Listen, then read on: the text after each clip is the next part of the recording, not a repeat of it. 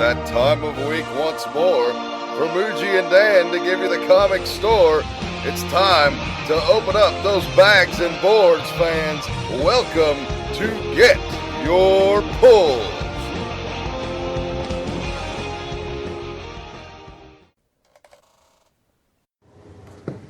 Welcome to Get Your Pulls, number 110. That's right, we've done 10 of them this year. It's Muji. It's Dan. It's Todd. It's Jay. We get the whole crew. We got a shit ton of comics to talk about. That's what happens when you podcast once a month. Yeah. Your crew books. Yeah, big old Some of them are stacks. good. A lot of them aren't. Not gonna lie. Spend less time on those. Yeah, exactly. But yeah, it's 10 podcasts in 10 months here for the Get Your Pulls. But hey, we're at least cranking them out monthly for you. That's We got true. 2 months to go, so hopefully we'll get a couple more in there. But at least you'll get 12 for 2015. Yeah, it's the most you can ask for. I mean, it's more than you get of any book drawn by like Ramita, Cassidy, any of your favorites. None of them put out 12 issues of anything a year. So No. That's right. Not yes. usually. And we have so much more preparation and effort involved here than they do. I mean, Yeah, I mean, we've been reading books for a month. I mean, I've probably read 50 books here to get ready for this podcast. So All that read. exactly. But yeah, in the last month, not a lot's happened in the world of comics. It's like newsworthy. I mean, people are offended over certain things and they get over it. Whatever. It's the Yeah. same thing that happens month to month. I kind of unplug from that fandom sometimes because it just gets annoying. And I'll keep up. But, I take some breaks here and there. Yeah, I'm pretty much become completely immune to the outrage, which is pretty good. It took a while It's a good place because to I be. used to get the that second wave of outrage where like you get mad because people are mad, Yeah. and then you're like, I just sat here and was in a bad mood for like even if it's like 5 minutes, just because like I'm so annoyed by like how ridiculous people are. It makes you reprioritize. Yeah, I think I moved past that. Like I just read about people last few weeks. I've read about people being mad about things, and I'm just like, well, that's stupid. And then I don't even think about it. It's awesome. Yeah. I Yeah. hear you. Everybody have a good Halloween now Yeah. that my favorite time of the year is over. The march toward Christmas begins. In some retail stores, it's already here front and center. It's already So hey man, just 364 days to Halloween. The countdown has begun. yeah. That's right. But I had an enjoyable. Got to go down to Orlando for Universal Halloween Horror Nights, and got to go trick or treating with Todd and Jay. Yeah, good time. Took our little childrens out on the street and had them getting candy, like some Traditional true. Halloween Maybe experience. you guys Street got candy. urchins. I got home and the kid got like 2 pieces of candy because he sat in his stroller the whole time. Yeah. Damn it, boy! You were supposed to get me a mother load here. Yeah, but you can't expect the toddler or the baby to go get a that's fucking on you. candy. You got to go get the candy. You just got to carry him and hold him up. Like, hey, look at this cute kid. That's fucking He's candy. in costume. Trick or treat. You just gotta mime him. You just gotta walk up with him and go, I think there is a bag picture of me and the out. wife like dragging him up a driveway, like you're gonna get this fucking candy, kid. We didn't come out here for nothing. Just wait for next year. You have 364 days to train him up. Get him to get that candy. Yeah, I remember that first year. We pretty much just visited family because I didn't think that was going to work out. Yeah. But as the years have progressed, she's gotten better at it. The last year was just such the weather was fucking snowing here on Halloween. Yeah. Halloween is the biggest bullshit day of weather every year because it's either the day, like it rained this year, it snowed last year. It's usually the day, I don't know if it's the day that it gets cold or it's the first night that you're really out. So it's like the first day of the year that I realize, because I'm usually not outside at fucking 9 o'clock at night. It's like the first day of the year every year I realize I'm like, it's cold as shit now. Might need a jacket. Yeah, it's like I've gone underdressed 2 years in a row now for Halloween. Every single year. Nothing changing now. No. Yeah, it's fun. I watched a bunch of Halloween movies, mostly just old ones, mostly like my classic lineup of sometimes new things get added in, but I get certain movies that I watch every year. I think I watched 4 of the Halloween series of movies this year. I just picked my favorites. I didn't watch every one of them. I didn't watch fucking Resurrection or anything. I didn't even see Busta Rhymes kick Michael Myers' ass this year. AMC ran a sweet marathon, and I actually sat there and caught 1 through. They even included Season of the Witch because they were cool like that. Yeah, dude, don't fucking try to. Yeah, I hate revisionist history. It happened, motherfuckers. It's pretty cool. It's just doesn't need to be called Halloween. It does have Michael Myers in it. So John Carpenter, he had some weird ideas after the first Halloween. Yeah. So a big thing in the rumor mill on the comics that we should probably address, like nothing is official on this yet, but rumor has it that the Fox properties of the X-Men, the television rights were still held up with Marvel. Marvel couldn't make TV shows of them, but they had the rights to any of their properties for television. So apparently there's a deal going on in the works, according to Latino Review and some of these other, rumor sites are right more often than not. Yeah. Are stating that there's a deal in the works to have Fox sell off the Fantastic Four property in exchange for the TV rights because Fox has like 3 different X-Men shows in development. One for FX and 2, I think, for the actual Fox network. At That this is point, pretty juicy. I wish, and it probably wouldn't happen because it would still probably cost them too much money. I almost wish, just due to the fact that I don't give a shit about any of the X-Men books because of just how they get treated. I just can't overlook like the stupid storylines to try to like move them out. Inhumans is never happening, by the way. I'm gonna Stop say that. trying to make Inhumans It's never happen. gonna happen. It's not going to happen. They're pushing Yeah, so it's like hard on fucking that. it's like they're still trying to make MySpace a thing again. Inhumans is in the same boat. It's never coming. There's maybe 3 cool Inhumans at the most, and that's all you really need to even have. And when you make and when you turn someone into an Inhuman that previously wasn't, it just makes me think that they're shitty now and that they're no longer cool. So it's not gonna happen. If tomorrow you're like, hey, guess what? Spider-Man and Tony Stark and fucking Thor are all humans, and I'll be like, oh well, they suck. I'm done. It's never gonna happen. But anyways, I just at this point I almost wish that Fox could somehow just buy all of the X-Men and they could just put out some X-Men comics or sell them to DC or do something. I just hate X-Men comics now. I just wish because they really are pretty much their own thing. Well, yeah, and Marvel's like, kind of trying to sweep them under the rug a little bit and kind of keep them separate from their other guys so that they can't merchandise them, and it really just shits on the longtime X-Men fans like myself and Todd and Jay and the Mooj, Yeah. I want to read the comics. I want those to be cool. I want to be able to buy fucking X-Men action figures. Also, the newest one, their newest attempt at this is Squirrel Girl, a mutant forever. Now that she's getting a little bit of popularity, apparently, I don't read the book, but apparently this week she's having dinner and is like, oh no, I found out I'm not a mutant, Mom. Guess what? I'm something different. I got my powers a different way, so I'm technically not a mutant. Like they're trying to sell you in the pages of it why they should be. If I worked at Fox, I would immediately on every one of these stupid things be like, put Squirrel Girl in the next movie. Like it's ours, so we're gonna use it. So fuck them. Like That's like one character I genuinely don't like at all. Like, I usually am okay with most characters. She's always felt pretty forced to me. It's like she's cool. Everybody likes her, right? Come on, there she is. Yeah. Give her a series. She's so hilarious and kitschy and witty and she cutesy. beat Thanos one time or something. What? Yeah, that's always boasted about. It's like how? I don't give a shit about Squirrel Girl, but I do give a shit that they're like, oh, they can't be mutants because we don't own them, and so let's make the comics stupid. Yeah, pretty fucking lame. Yeah. But anyways, a lot of cool stuff going on.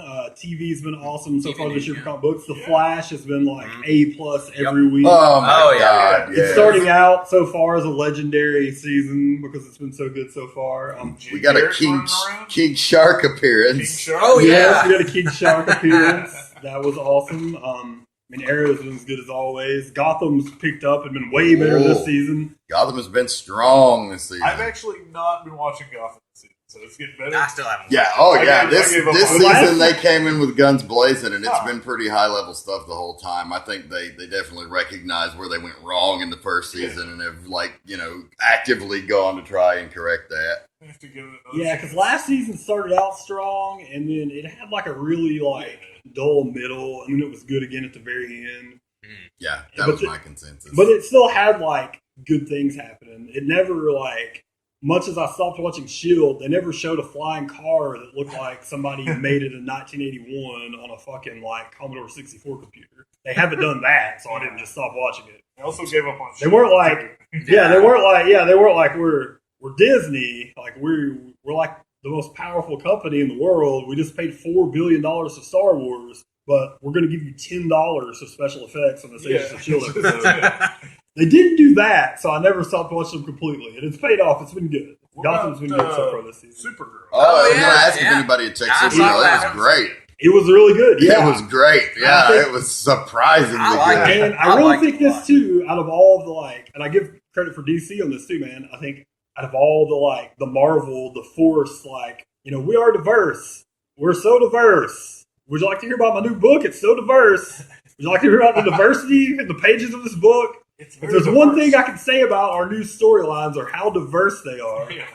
well, DC just takes a classic character, Supergirl, and makes an awesome show that, watching it with my fiance is immediately it was good. yeah, this is an awesome show that I like, but it's obviously about the empowerment of women. Yeah. But it's in a way, that isn't everyone sucks. You suck for liking other things, blah blah blah. I feel with any Marvel diversity, it's now Thor's a woman, and if you don't read it, you're a real bigot. I think that the This was just Supergirl- something that was really good. And I was very anti Man of Steel hate. I liked the movie. I thought it was very Yeah, I good. did too. But I do think that the Supergirl show picked up on some of the emotional beats that movie kind of missed. Yeah. As far as the Superman or Supergirl character, it's very similar. They have a very similar moral code. Kara is her own person, always has been, because she had a different experience than Clark. She didn't have the same raising as Clark. Yeah. But still, there's very many similarities there, and I think they really hit those emotional beats, which are core to getting the character over with people and making that emotional connection that they're essential, and they did it. So They did such a great job of I think too of because I don't think it's a bad thing. She is her own character, and of course Superman is the oldest. He's the original comic book character, so he's always going to be you can't make. I mean, somehow Batman and Superman, they're never going to have characters bigger than Batman or Superman. But I thought that it was awesome, the way that they did the cape, and it was kind of the little passing the torch. Oh yeah. And so I thought it was badass. DC is 1,000 times better than Marvel at TV. Yeah, absolutely. 1,000 times better. Yeah, they've. I mean, I don't know that their movie universe is going to be able to keep up with the popularity, because they're going to have a Green Arrow in the movies, they're going to have a Flash in the movies. It's not going to be the actors that we know and love, and I think that might be a mistake. I would agree. That's a mistake. I feel like I do feel like it's a mistake, because Green Arrow hasn't been cast. I haven't talked about a Green Arrow in the movie. Stephen Amell is definitely already he's Casey Jones in Ninja Turtles. Yeah. He's a popular enough person to where he could, if he wasn't already Arrow, be cast as Arrow in the movie. Completely. You just fit right in. And I feel like the Same with Flash. the Flash. And they haven't announced yet, though, a lot about the Flash. My only hope would be that maybe the Flash is going to be Wally West or something. So they leave it open. Tie it together. They leave open That'd be bringing those characters on there if they decide they can do it in the future. Yeah, That would be really great. I mean, they've said a few times no, the movies aren't the same, because obviously there's been a dead shot on Arrow. There's been a lot of Suicide Squad characters on Arrow that are now in the movies.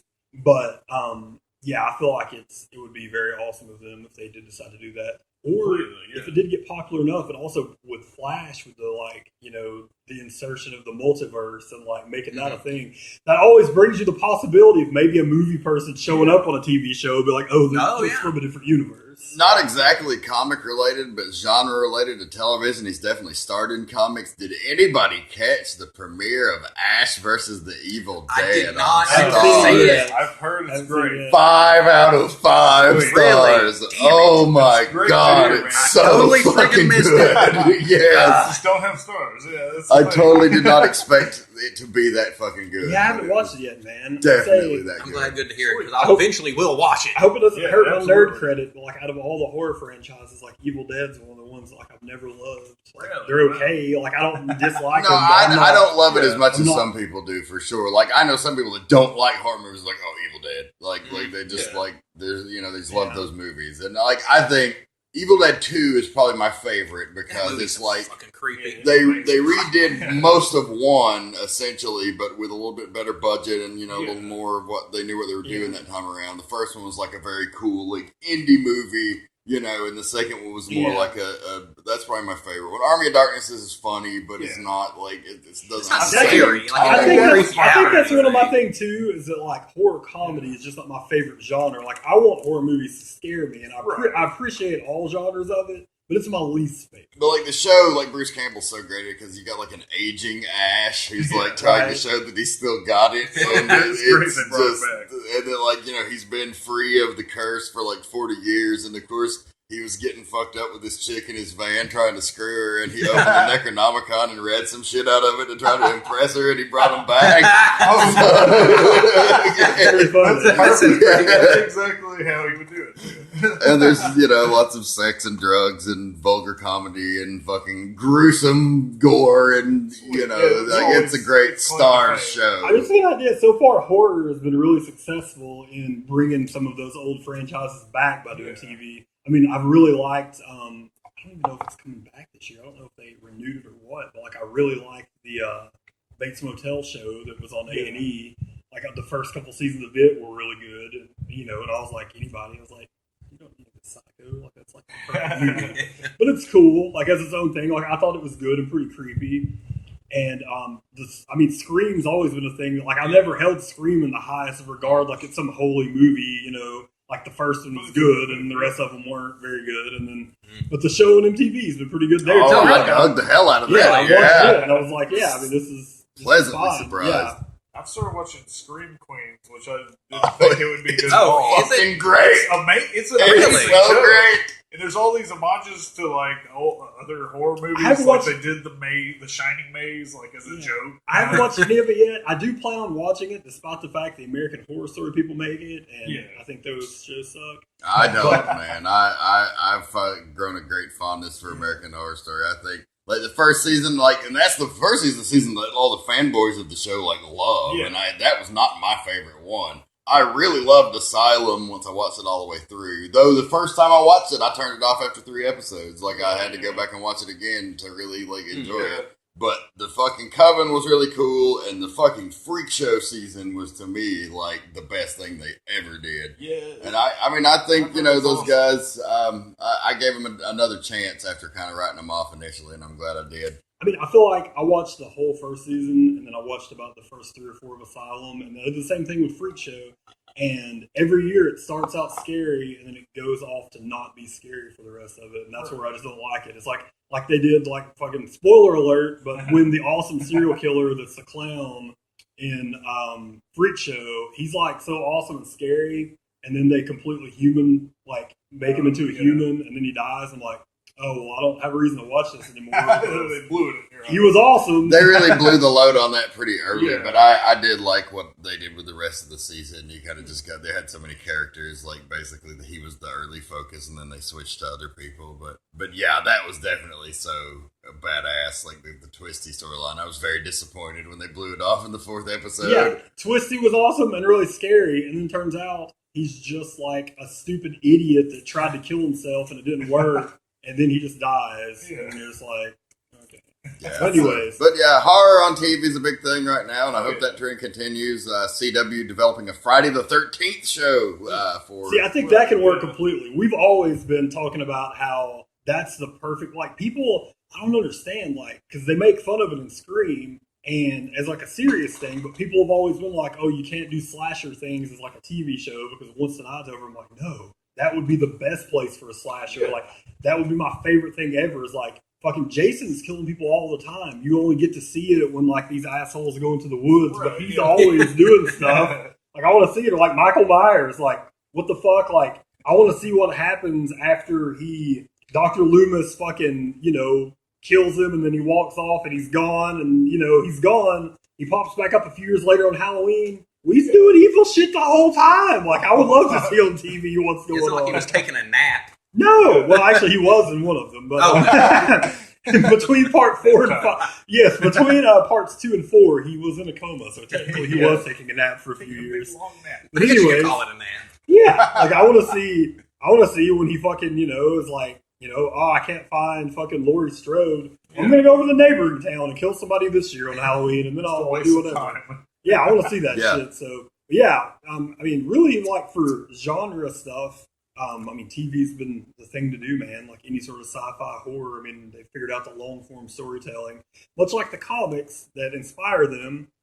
Wow, crazy that, especially the comic stories, which people have been reading month to month for, 80 years now, that the best way to do it is to tell them in a long form story. I hope that Ash vs. Evil Dead is as successful as they're predicting. It's been renewed for season 2 already, so Really? I think it's going to be. Because that's going to open the door. Hopefully, finally, they'll get their heads out of their ass of the Halloween franchise and put that on television. Because if a series ever begged to be on television, it was Halloween. And I feel like they're doing. I feel like we're getting a combination of that, because they said that that's something that is in development. And for sure, the third movie is right now being written. Like, they've actually got people that are going to direct it, and it's supposed to come out next year. It's further along. They've announced it a couple times, but it's further along in production. Like, it's the first time it's been official since the first time it was canceled, the year after Halloween 2 came out. So I think that's all happening, which is awesome. And then probably the last thing we'll talk about before we get into the books. The final, J.J. Abrams confirmed the final new Star Wars footage that we'll see before the movie comes out, which I'm completely okay with, because this one got my mind racing too much. The third Star Wars Force Awakens trailer came out, and it was badass again. Oh, yeah. It was awesome. I feel like the second trailer was my favorite because of the emotional thing of when fucking Han and Chewie walk out, it brought a man tear to my eye. Yeah. When he says we're home, I was like, you got me, you motherfuckers, you got me. But this one was a really epic. It really showed off a lot of the action, what we're going to see. We finally got our first look at Carrie Fisher, Leia in the movie. You got a lot more of the story, man. I mean, as soon as they announced, everybody's been thinking for years, a lot of the same theories, and when the movies finally happen.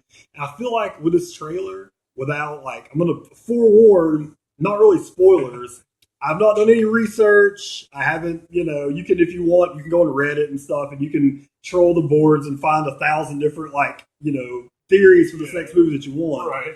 But just from watching the trailer, and I never even read the books, but a couple of them, and a little bit I know, I feel like there may be, even though, the expanded universe stuff doesn't count anymore, it's considered legend, so it's just, things, it's not part of real continuity, it's not canon. I feel like J.J. Abrams, much like he did with Star Trek, is just taking a bunch of the stuff that he thought was cool and maybe spinning a little. Yeah. And that this movie's going to be a little bit closer to the stories that we always thought it might be than what we originally expected. Yeah. And maybe they're going to use that and do some twists. They're going to fuck with you in a way that they're everybody, as soon as they announce the movie, as soon as they show Daisy Ridley as the new, she's going to be one of the new heroes, you immediately go, is she Luke's kid or is she Leia and Han's kid? She's one of them. Yeah. The whole time.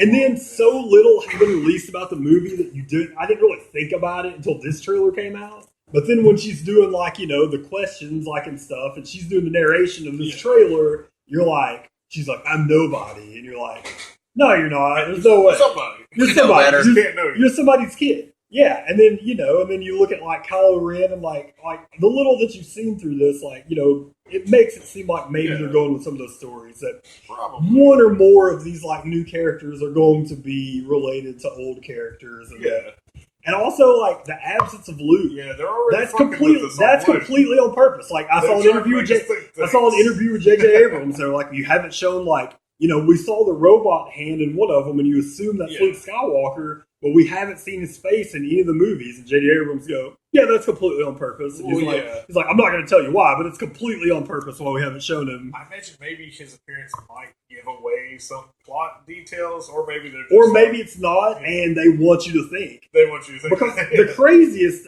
rumor out there floating, a lot of people think he's Kylo Ren, and he's not. Yeah, they've shown Adam Driver with the helmet off, and you can see him if you slow down the trailer. If you do like I do, look at still by still, of all the websites break it down. You see that it's Adam Driver. That when they're on the whatever the new planet is, the snow planet, he's the one that's holding the lightsaber. And he's not wearing his helmet. You see his hair. He's got to be the guy. But then there's so much unexplained because we haven't. I think we maybe heard the voice in the first trailer. Yes. But we haven't seen Andy Serkis's character, who has been credited. He's been credited as his name is Lord Commander or something. He's obviously the leader of these bad guys, and he's a CGI character. But we haven't seen him at all. We haven't seen Luke at all.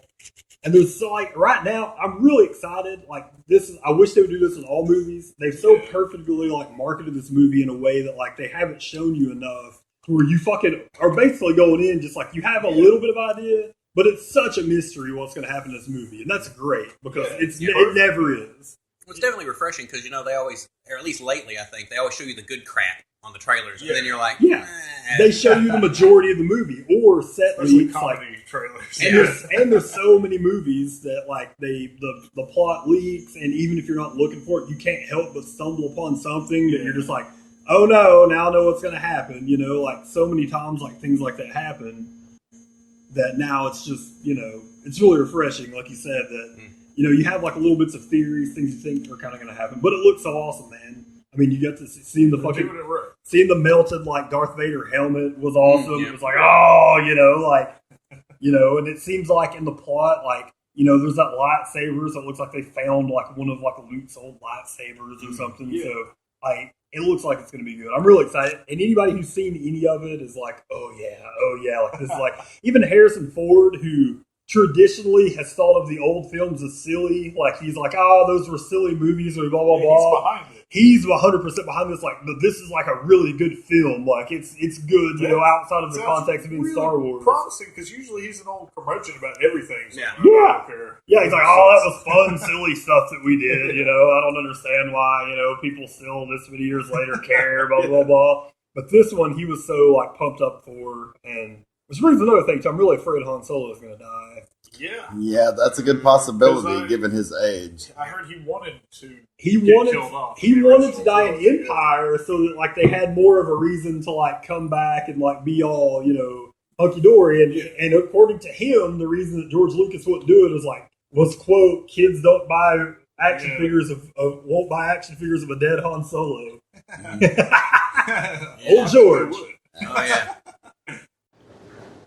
Right, all right. Now that we're done talking about the Star Wars, we're pumped. We're going to see it. Everybody's going to see it. Absolutely. We're going to talk about it a bunch afterwards. We're either going to talk about how much we loved it, or we're going to talk about how much that if we weren't adults and people had families that we'd want to jump off a bridge because it's the biggest disappointment. Hopefully it's like that we love it so much that we dedicate like 2 hours to just like detail analyzing the fine plot points and mysteries. 2 hour Star Wars special. Star Wars special. It's Screw the coming. comics. We're just going to talk nothing about Star Wars. This Christmas, it's coming. Yeah, get ready. Get your polls number 112, the Star Wars Force Awakens jerk off contest. All right, but now I guess we'll get to some books, get some polls. We have a shit ton. Trying to narrow it down a little bit, some of the highlights, and I don't know what everybody's talking about, so maybe we'll talk more in full news a little bit later. Yeah. Doctor Strange number 1, I got it. It's pretty fun. Jason Aaron writing it. We got Chris Bachalo, if that's how you say his name, doing the art. I think so. Bachalo, something. But it's pretty good.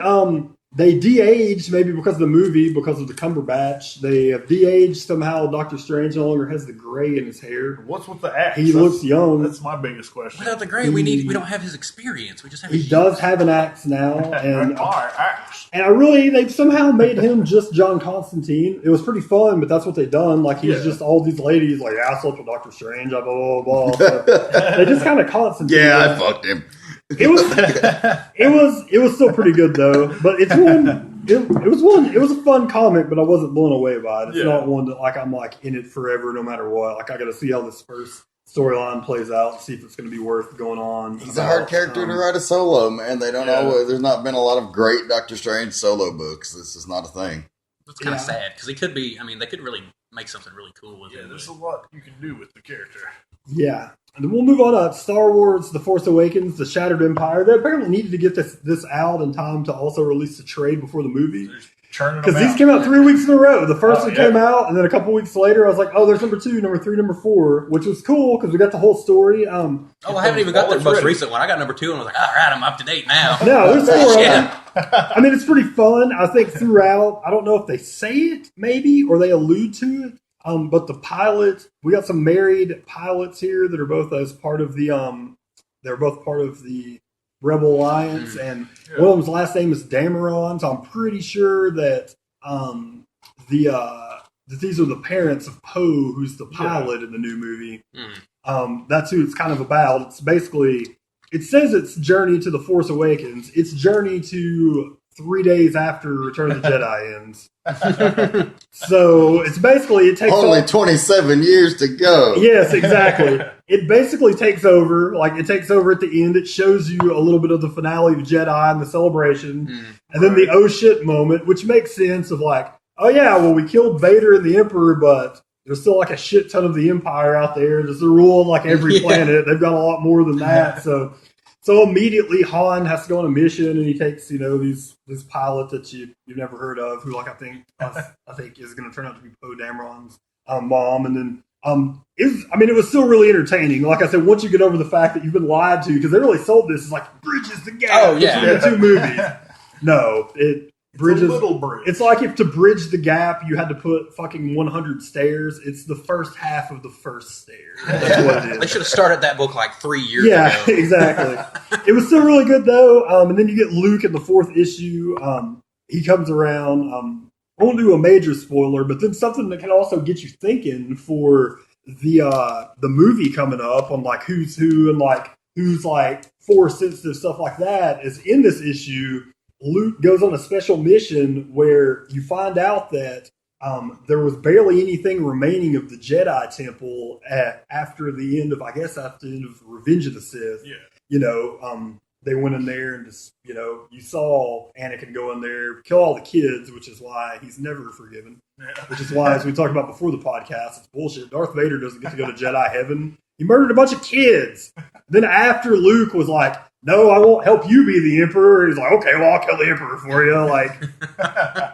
Like, can you be a dick for your whole life and be redeemed in the last second? That's the question. But anyways, so you find out that apparently they destroyed the Jedi Temple, but the only thing that was left were the trees that were growing in the Jedi Temple. A few of the branches the Empire had been holding, and kind of like, apparently there's little holding cells all over the galaxy of old Jedi stuff that they don't want anybody to get a hold of, yet they don't destroy, like fucking Batman villain style. They're like, we could just burn all this up, but instead we're going to store it here because it's too powerful. We're going to put it in the Batcave. But I think what actually happened in here is they were doing experiment. They were maybe they're doing like experiments on it, like they were wanting to like see like how maybe they could harness the power, because apparently these trees that were growing in the Jedi Temple like were force sensitive trees and had some sort of like Jedi power.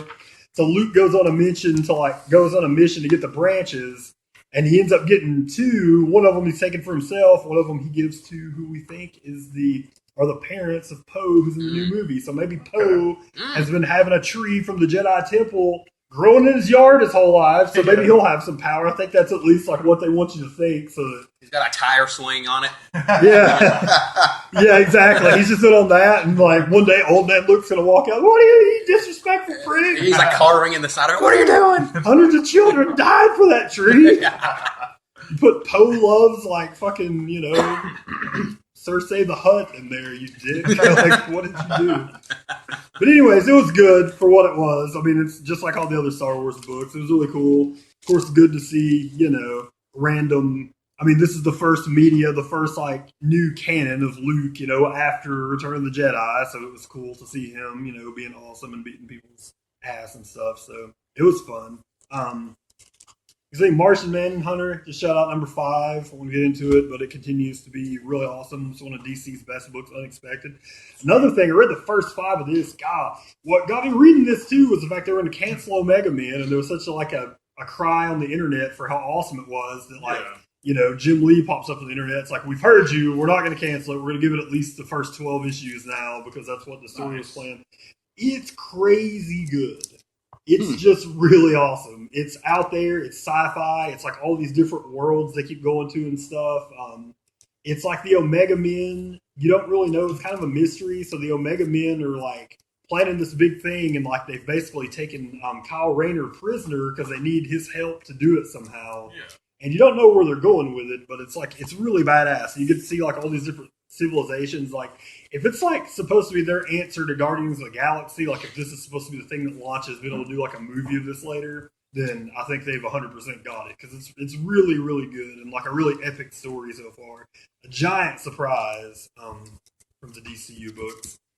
Then next one we'll do a couple of new books I'll touch on really quick here. Paper Girls number 1 was really, really fun. It's the new Brian K. Vaughan book drawn by Cliff Chang, so you don't get a better team than that. It's almost like it's got a Stand By Me feel. It's these girls in the 80s.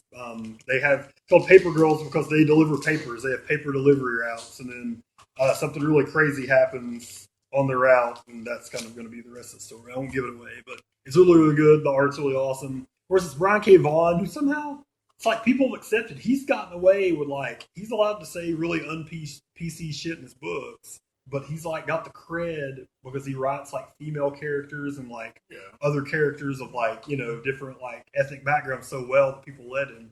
So it's awesome.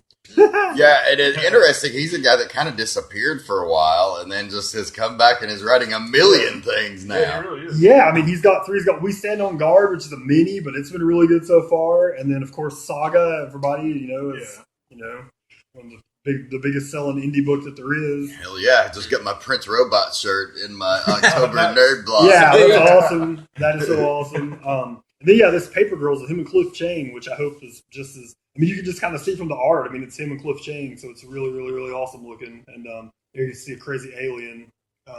It's really good. And then another new book that I picked up that I actually just read right before I came over on the podcast, but it's badass, is the very first issue of Black Magic by Greg Rucka, drawn by Nicholas Scott. Really, really, really great artwork. Love the Rucka. Anything Rucka does, which he did that Force Awakens, is really, really good. Of course, Lazarus is one of my favorite books on the shelf. His other Image book. This one's great too. All we get. The art, I've never heard of Nicholas Scott. Apparently she's done a few other things, but good grief, the art is really awesome. Get a crazy witch seance started out. Like, how awesome looking is that? Really creepy looking.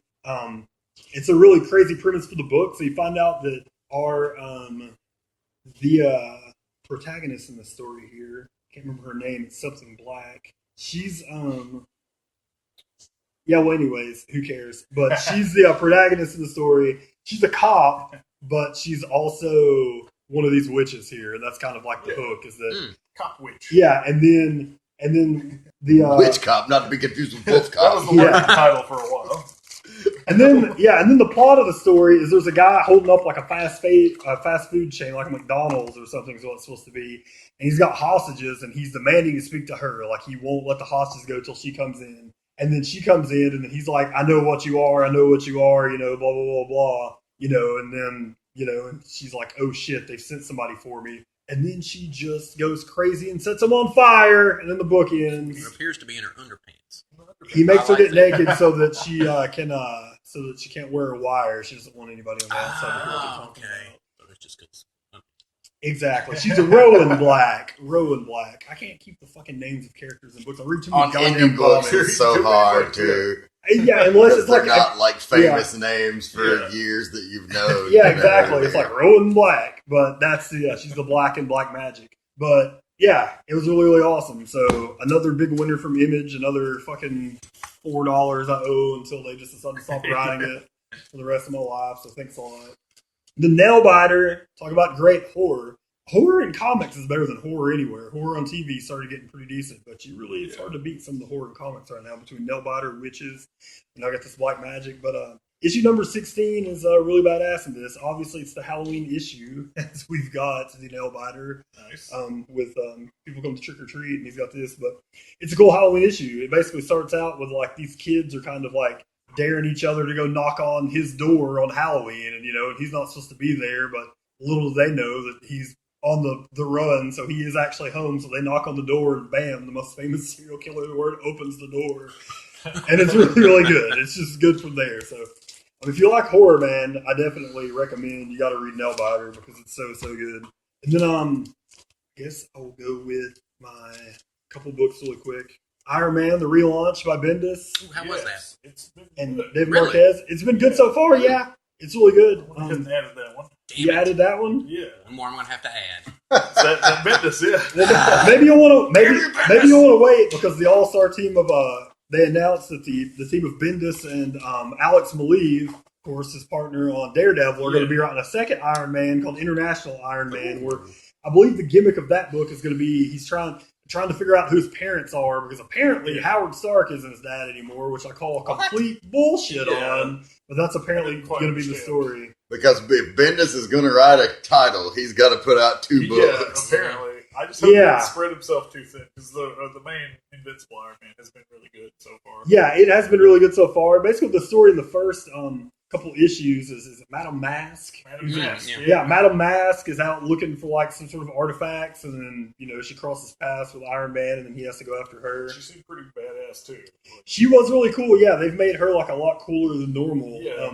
She actually was able to like kick his ass a little bit. And, I mean, the story's been really good so far. The art's been really good so far. So I'm really looking forward to where that's going to be going. I wasn't sure about the look of the new armor at first, but I really dig it now. Like the helmet has almost like a knight's helmet shape to it. Like it comes to a point at the chin. Yeah, it's cool. And it's cool. Like I guess the new hook on his armor is that now he's figured out a way to where he can put all of his armor in one, so he can change the armors, like interchange them as need be fighting. Hence, he runs into huge spoiler if you are only reading Secret Wars and are just like, I wonder what's going to happen. That's a big deal. Yeah, well, big spoiler. He's in Latveria, which is now essentially destroyed, and he runs into Doctor Doom, who is somehow fixed his face. Yeah, spoiler alert. That's Doctor Doom. He's not wearing any armor, and it's fixed his face, and Tony Stark's obviously not happy to see him, so he shows off his I can change into any armor by immediately going to Hulkbuster to fight Doctor Doom. Yeah. So it's really badass. It's been really good so far. So Doom's mystic powers are still fully functional. Fully functional, yeah. He's figured out how to do that too. He's still got all of his power and everything, and he fixed his face. So you got that. Really dug it. Yeah, so I like it. Like I said, the only thing that you get scared about is that will spread himself too thin with like. I feel like this happens sometimes with Bendis, where it's like, I got so much story, like I can write 2 books at once, and then eventually you're like, no, you're just going to make me buy them both because you're going to cross over all new and Uncanny X-Men, and you really just spread yourself too thin, and, whatever. Or I don't want this to cross over with 80 other books. Like the first time that Tony and Miles Morales go on a fucking trip together, and I'm like, I'm not fucking going to buy that Spider-Man book. You can't make me. That's when I'll drop the book. The forbidden wasted pull, as I call it. It's like, I'm not getting the other half of this. So I'm not going to fucking read it. So now I might as well wipe my ass with it. Another thing, it's double shipped too, so you really got to know what you're getting into. Yeah, you're getting 4. If you sign up for both, you're getting 4 books. Yep, can't afford that. Yeah, you really got to pick and choose the double shipped books. Yeah, and then my pick of the week is going to be Star Wars because it was really awesome again. Yep. It just continues to be badass, man. The ongoing stories right now. You got Han and Leia and Han's supposed ex-wife in the Falcon, kind of on the run there, doing their thing. And then in this one, you got Luke had gone on a mission to try to retrieve a bunch of the artifacts from the old Jedi temple because he heard that they had been had. He gets captured, and then you just get to see Luke doing some... Yeah. You get to see young Luke. He's pretty cool, but this is from right after New Hope, so he's still young, untrained Luke. He's kind of getting his ass kicked by this, guy who's not even trained to use a lightsaber. I've got a lightsaber. Yeah. But this guy's pretty cool looking. Like, he's kind of Darth Maulish looking, just he's not, doesn't have, like, the horns. You can't see him, but he's a pretty cool looking design character that Luke's having to fight against and everything. And then, well, now, isn't that guy like trying to train him though? Isn't that how that's working? I think it's kind of like the big thing is that they think he's going to be like worth money. Is that he eventually like introduces him to a second hunt, and then you get to see like an early like a Rancor monster, like an early stage Rancor that this other hut's got that he's saving, because he essentially on this planet he thinks he's like this guy collects Jedi artifacts because he sells them to like the highest bidder. And he's like, I've got like the last Jedi, so he's going to make me the most money ever. I've got Luke Skywalker. Like, if they're willing to pay all this for this other stuff, then they take a look at him. Yeah, we don't. Yeah, exactly. We don't. So I was just going down to Tashi Station to pick up some power converters. Kidding me? This is a farm kid from Tatooine. We don't care about this guy. And then we got this guy going after fucking Chewbacca. I don't know if this is Jar Jar, but it's a fucking... I don't know. It's... yeah. It's a Gungan. It's a Gungan. We got a Meesa in this fucking book, so... I'm going to shoot if I see a Gungan in that book. Yeah, that's good. That's my ultimate favorite. My ultimate favorite thing that I've seen so far. Somebody made a fucking video of fucking Kylo Ren talking and fucking... Jar Jar Binks is the fucking Sith Lord now. Yeah, I saw that. That was great. But Yeah, man, Star Wars books continue to kick ass. I saw this crazy stat that maybe we talked about this last one, but if you take out the Star Wars books, DC beat Marvel last month, but by itself, Star Wars would be the third biggest publisher. Damn. They sold more Star Wars books than all Image books combined last month. So Damn. Star Wars Fever. Right now, that fucking $4 billion that Disney paid for Star Wars from Lucas seems like a giant bargain. Yeah. I'm gonna be shocked price. I'm gonna be shocked if Force Awakens isn't the biggest movie ever. Yeah, have to be. The Force is strong at the House of Ideas. What about the House of Todd? I'm going to start with my Vertigo, my lone DC pull for this. I haven't read that yet because I can't get the first issue anywhere. I'm going to crack it open. I may just have to let you borrow mine. I've looked everywhere. I'm just going to have to get it offline. Apparently. It was an amazing conclusion. Because I can't read it without the first fucking issue. It wraps up really well, and the artwork is incredible. J.H. Williams, he does panels unlike anyone I've ever seen. He incorporates the panels into the story where there's not even a panel most of the time. It's all splash pages that are separated in different sections. Oh yeah, he's one of the best out there. It's incredible stuff. I don't know what he's doing. I don't know what he's doing next, but probably Mark Millar is gonna be like, "Hey, I got a story about a robot that finds his dad. You want to sell this to fucking Fox and we'll make a bunch of money?" But yes, Mark Millar.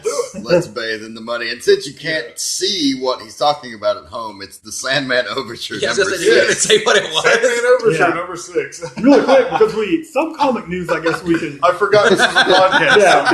Yeah. Some comic news we can quickly just talk about for 20 seconds, because that just reminded me of Mark Millar. That was one of the big announcements since we've been gone, is that Capulo has taken a break for a few issues. Yeah. Because he's coming to the Millar world. He is. Millar announced his upcoming projects, and one of them is going to be with Capulo. They're going to do a book that I'm sure they've already sold as a movie that will be cool and make them both a bunch of money. But that's a big selling point now. It's like, hey, do you want to do this book? You'll probably get a movie deal. Yeah, we'll get a movie deal out of it. You can make probably as much. If you do this book, we'll sell it, and you'll make as much money as you do all you're doing comics just by us selling it. But Capulo's taken a small break to do that book, which you assume would be at least 6 months or so. And I guess that's another big announcement, is we'll have to wait and see who's going to be the Batman, because apparently they're not just going to do random artists. We got somebody that's going to do Batman for 6 months. One big rumor is that's where they might stick Romita That's next. the thing. Really? He's up in the air, and he's going to be in a big project. I'd love to see him do Batman.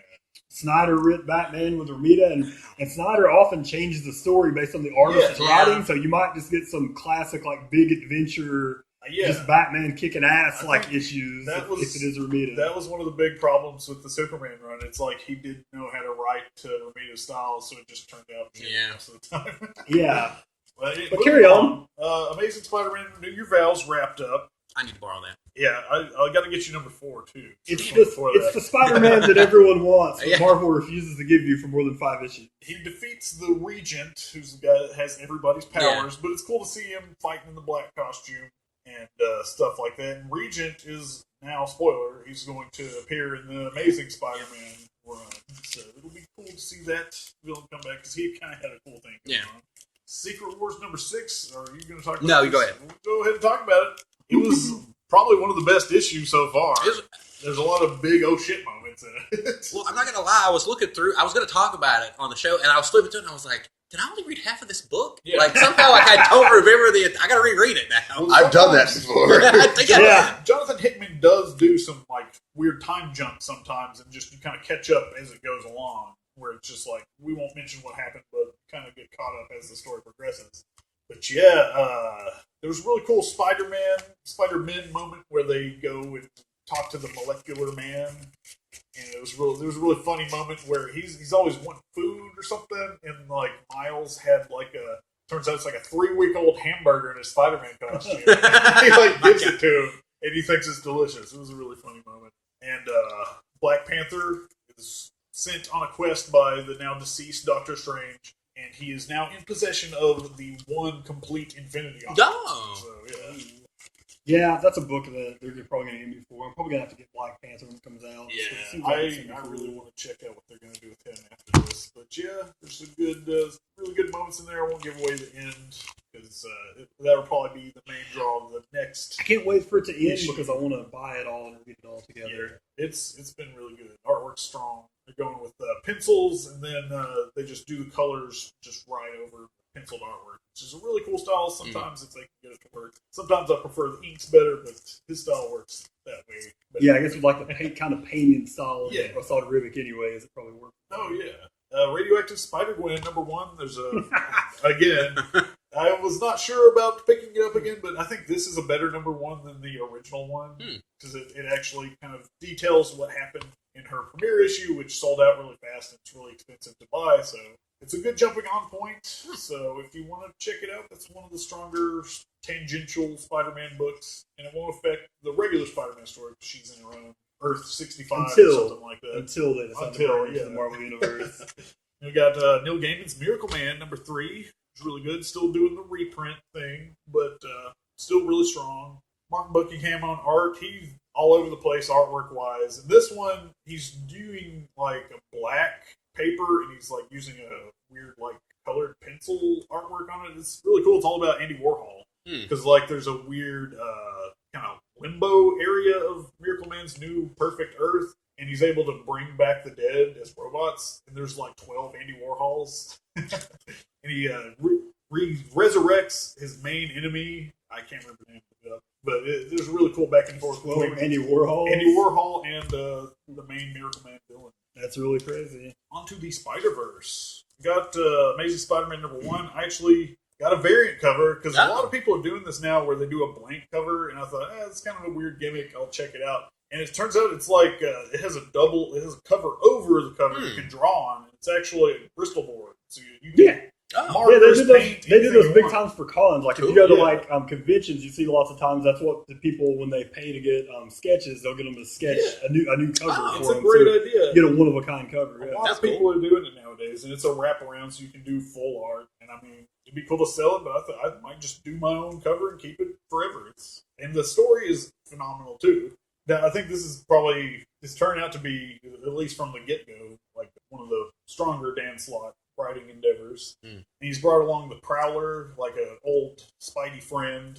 It's his accomplice in crime. Well, apparently he's never leaving Spider-Man, Yeah, so if you want to read him, you might as well get forever used to him. Moving on to Nameless #5. It continues to be really fucking weird and gory and creepy and all kinds of good stuff. It's a Grant Morrison story, so it's really hard to nail down what that plot is until probably the end of it, but it's been really awesome to read.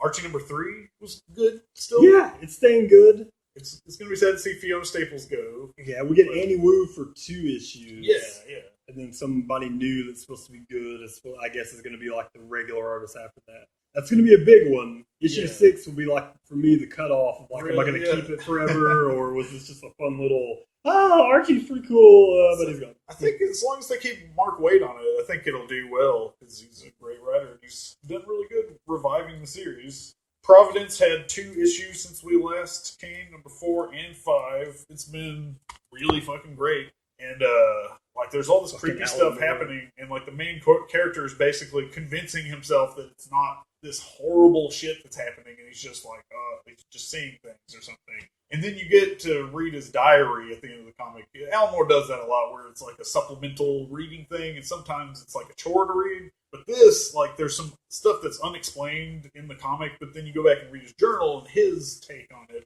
and you kind of find out more about the plot and stuff. So that's really cool. I saw Alan Moore did a Reddit or something where he answered a shit ton of questions, and I really am at this point I feel like he is an old bitter guy, but I feel like at this point too though. Half the time he's just trolling people. Some of the answers he was giving on these questions, I was like, I think he's just intentionally fucking with people at this point. He has to be. Some of the answers to some of these questions.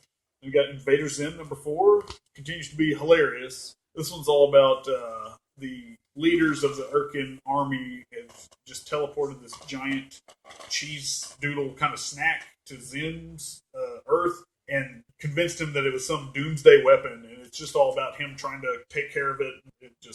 Hilarity ensues. It's a good read. And I finally got caught up on Hip Hop Family Tree, which I had to get the first 2 issues they kind of blanked on at the new place. But they ordered it for me, and I've got now 1 through 3. And they're all reprints from the stuff he did on boingboing.net. It's as a weekly special. It's the new place we're getting all your books now? No, I'm actually splitting because I'm still happy with my old guy, but I want to try out the new guy. So I'm not trying to fuck anybody over yet. It's just any new books I add to the new place for now.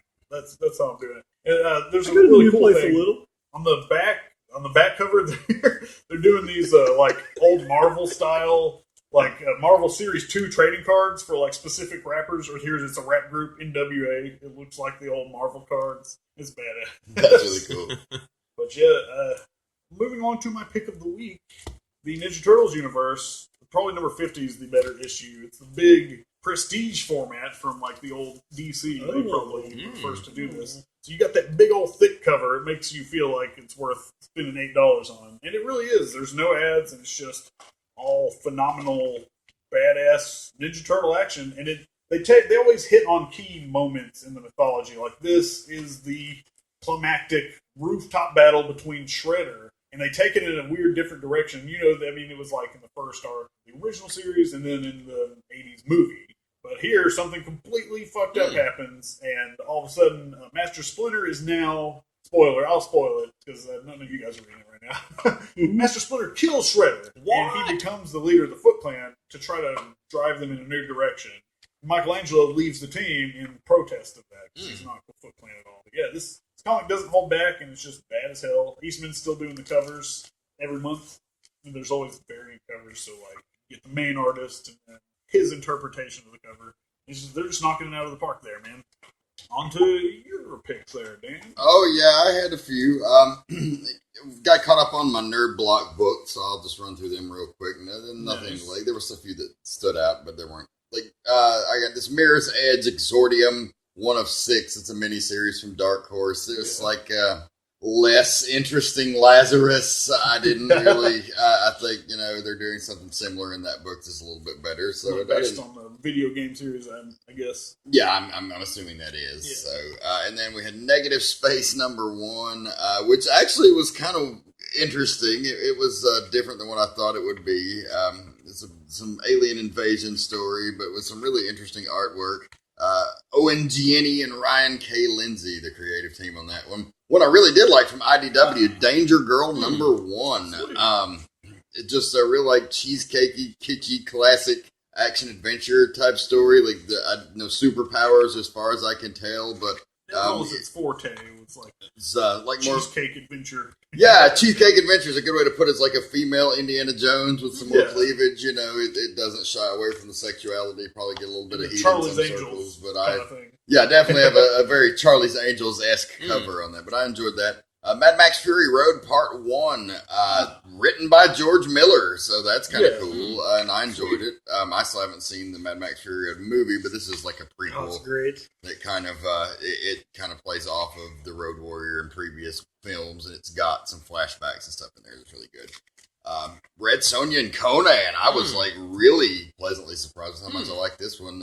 Victor Gischler, the writer on this one, who I've read some of his XMen stuff that I liked before. And Red Sonja is really badass and really hot. And Conan is Conan. It very much is like the classic 80s Conan comics. Sweet. It very much is harkens to that, as you can see from some of the artwork here and some of the villains. It definitely has that vibe. So highly recommend it. Yeah, so nice stuff there. Oh, yeah. The Nerveblock's been a pleasant experience. May renew that for Christmas time. Deadpool versus Thanos from Marvel. It was part of a mini-series. Tim Seeley is the writer, so he really did a good job on Deadpool, and he even quoted a dig in there about how Deadpool currently sells more than Superman, which was pretty funny. But, it's just about basically Deadpool and Thanos fighting over death because they're both in love with her. Oh, that's right, yeah. And then we had Aquaman 44. Cullen Bunn's run's wrapping up. Apparently he quit in protest. Jesus. Cullen Bunn's everywhere. You want to see some true emo talk. read some quick Q&A with Cullen Bunn about why he quit Aquaman. He was very thin-skinned. He didn't like that people didn't like that he was going to do the book, so he actually quit before the first issue even came out. But They had to talk him, and they had to talk him into like writing like a certain amount to find somebody else first. But I've actually started to enjoy the arc and where they were going here. Of course, you find out that the big falling out with him and Mira was a hoax, and it was her evil sister who actually has her imprisoned, and she was imprisoned. She got Aquaman to fuck her and then told her that, ha ha ha, I'm really not Mira. By the way, so a surprise. I got the D anyway. Flash number 44 was good. I've continued to enjoy that story. You may want to talk about it in a little more detail, but I really dug it.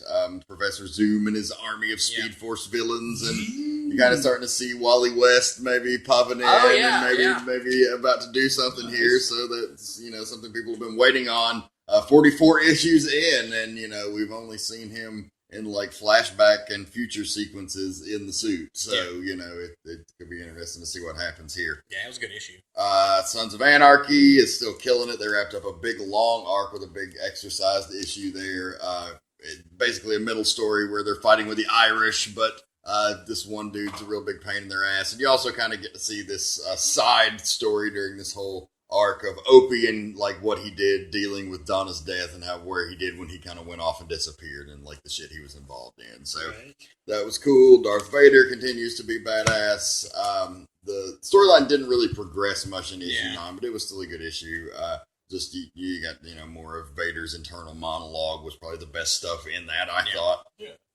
Bitch Planet number 5 was a close runner for pick of the week. Yeah, it could have gone either way, but just I'm gonna go with The Walking Dead for for topical sake. But Bitch Planet number 5, man, Kelly Sue DeConnick, right, one of the best books in comics right here. The Bitch Planet prisoners in this issue had to play a game of rugby with the guards, and of course, like, they're playing rough, and they gotta come together and figure out how this ain't gonna fly. And spoiler alert, one of the chicks gets roughed up so bad they break her neck and kill her, and they're just gonna be fucking hell to pay in the space prison colony for women, which is just, like I said, it's a fucking gritty and raw and great fucking book. The pick of the week, Walking Dead number 148, the issue where Maggie punches the fuck out of Rick Grimes. It's up right on the cover. She's doing it, right? It's like Captain America and Hitler style here on the cover. Rick was kind of being a dick, and she let him have it. But the whole thing with the Whisperers, like the paranoia here is at a fever pitch. They've really got the community where they want them. Maggie fesses up that she had Gregory executed, and Rick lost his shit on her. Like, we don't do that anymore. And she's like, that motherfucker tried to poison me, and then she punched him in the face. So Rick's like, well, yeah, that's true. Then you have like Eugene, just of course destroyed for the fact that Rosita was one of the lost ones. He finally got some, and she died. And he shows his sadistic side as the issue closes, like letting him know, that bitch may want to fuck with them because they do still have her daughter, who was the one who's in love with Carl. So the one that let Carl find. Show's still great. Book's still great. Very impressed that this franchise has kept up its momentum and kept me a fan back to the itty bitty tiny days of Image before it was a national juggernaut. So no shame. A lot of people they jump off the Walking Dead train because of the popularity. Like you see people who are way into the comic who just hate it now. I think a lot of people just hate it just because it's popular. Because they're not the only one that knows about it. Yeah. I can sympathize with that being a metalhead to a degree, but it's like, look, dude, look at it logically. If it's popular, they're going to make more of it, and it's going to be around longer for you to enjoy. Nothing's worse than when your favorite artists get to eat. Fuck those guys. Those prigs. They eat and they get lazy. Put out more material. All right, Jay, take us home. I'll wrap it up. I got a short list here for you people at home. I'm going to go ahead and do honorable mention for the astonishing Ant-Man number 1. Sweet. It was good. It carries the same vibe as pre-Secret Wars and all of that, so that was refreshing. That's one of those I keep wanting to pick up. And I know they're bringing one of my favorite characters from the FF back in the next issue, Miss Thing. Oh, She's on the cover. Yeah. Nice. Then let's see what we got. I'll have to at least pick that. one issue. I do miss the FF. Yeah, it was good. So you had, let's see, my Matt Star Fraction Wars, we for talked Job. about that, Yeah. Star Wars number 10, Yes. which is still a killer book. It did leave me, because I did get the first 2 issues of Shattered Empire, and compared to the main book, I mean, I don't know, that main book's hard to compete with. Yeah. For sure. It was. I mean, Shattered Empire's been. I'm going to wait it out and see how it goes, but I'll be happy for more if they do a little more mini-series like this. They're like Yeah. kind of on the outskirts of the Star Wars universe. I'll be cool with that. yep. That was one book we didn't talk about. They announced out of the billion Star Wars books that are coming. They announced one. I made jokes about how much I hate young Anakin, but we never got around to talk about Charles Soule's writing Adventures of Anakin and Obi-Wan. Basically, that would take place like in between episode 1 and 2. Oh, yeah. Where he's like learning. So that sounds pretty cool. He's such a hateable character in the movies, but if you haven't gone through and watched the Clone Wars all the way through, they do a pretty good job of trying to redeem him a little bit there, just because it was all on Hayden Christensen's terrible performance. And the terrible written dialogue. Yeah, and Clone Wars does a good job. So you think with Charlie Soule, like hopefully he'll be able to kind of help him find his voice. Hopefully. Next honorable mention, still following the Old Man Logan number 5. Normally it's a little higher up on my list. It's still great. It's just I had some really good books that just sort of kind of knocked it down a little bit. But if you haven't followed it, it's got Bendis in it. It's got Sorrentino. It's still great. I mean, it's still a great book, but it just got knocked down a peg or two by some other things. That's the last. I think it may be because most of the That's the miniseries are feeling like I've 5 got. issues. Yeah. Okay. But I mean, it's 1 through 5 have been great, and normally I harp on them incessantly. But You get Sorrentino coming back this time with Lemire for the relaunch of that book. Mm-hmm. So. Flash 45, I think I kind of rank it a little higher than Dan did. I thought it was an excellent book. I really did. It really was good. Yeah, I'm into that storyline. So yeah, I'm definitely excited to keep it going for sure. This is a book. It's like kind of my number 2 pick. I normally don't talk about it much because here the first few issues of the run, I kind of get it just because I'm like a Dark Tower fan, like a Tower junkie. But they've really kind of picked it up in this new issue. Well, the first this is number 2 out of 5. It's for the Dark Tower drawing of the 3, the Lady of Shadows. Yeah, and I think they've got a really good thing going with it. Enough so that I'm actually mentioning it on here. Normally, I kind of just read it at home in the bathroom, and it's kind of collector fodder. But yeah, if you know anything about the Dark Tower and you kind of want to look at something a little different, I would say definitely check it out. It's on the 2nd issue. First issue was great too, but this one kind of picked it up another notch, and I really like where they're going with it. Pick of the week was Civil War number 5. I liked it the whole run so far, but yeah, they really tied it up really well in number 5.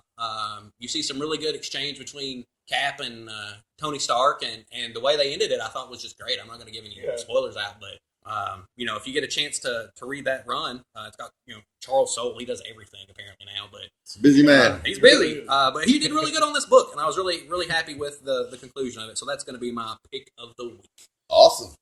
We just gotta wait for Secret Wars to tie up. Yeah, I gotta reread the second half. The new number books, 6. Yeah, they're already relaunched. I know, yeah, so it's like now off. you know what's happening afterwards. But and I hate when they do that. Yeah. It's like, man, you should have the ending ready before you launch. They're some probably shit. holding some things back. Like they're probably putting out issues that maybe they planned it this way, where it's like, well, these first 3 issues won't give anything major away.